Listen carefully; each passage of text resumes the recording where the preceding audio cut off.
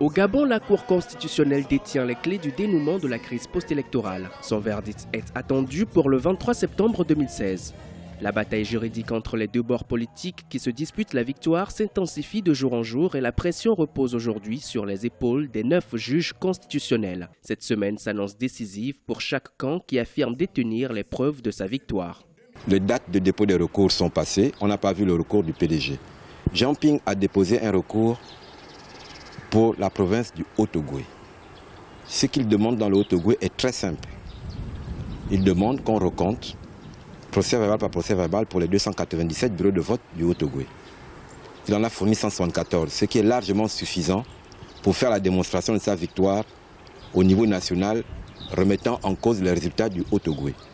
Si le PDG, donc je suppose le représentant d'Ali Bongo, dit qu'il a des procès verbaux, qu'il dépose son mémoire à la Cour constitutionnelle, que la Cour constitutionnelle appelle tout le monde, qu'on regarde clairement est-ce que les résultats qui ont été proclamés par le ministre de l'Intérieur ou bien ceux différents qui ont été proclamés par le gouverneur sont conformes aux résultats qui sont sortis des bureaux de vote.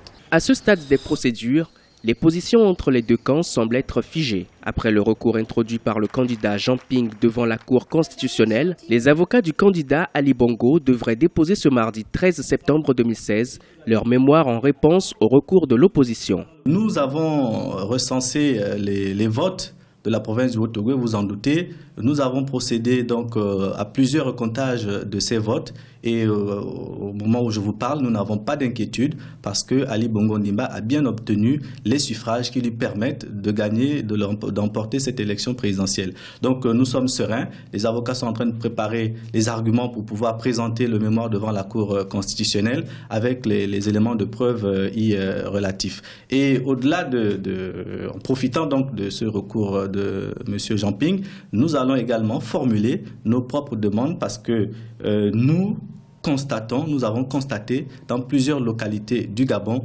des irrégularités, des fraudes massives qui ont été opérées par M. Jean Ping. Le verdict de la Cour constitutionnelle est attendu pour le 23 septembre 2016 au Gabon. L'opposition demande un recomptage des voix bureau de vote par bureau de vote dans la province du Haut-Ogooué où le président sortant Ali Bongo Ondimba a obtenu 95% des voix.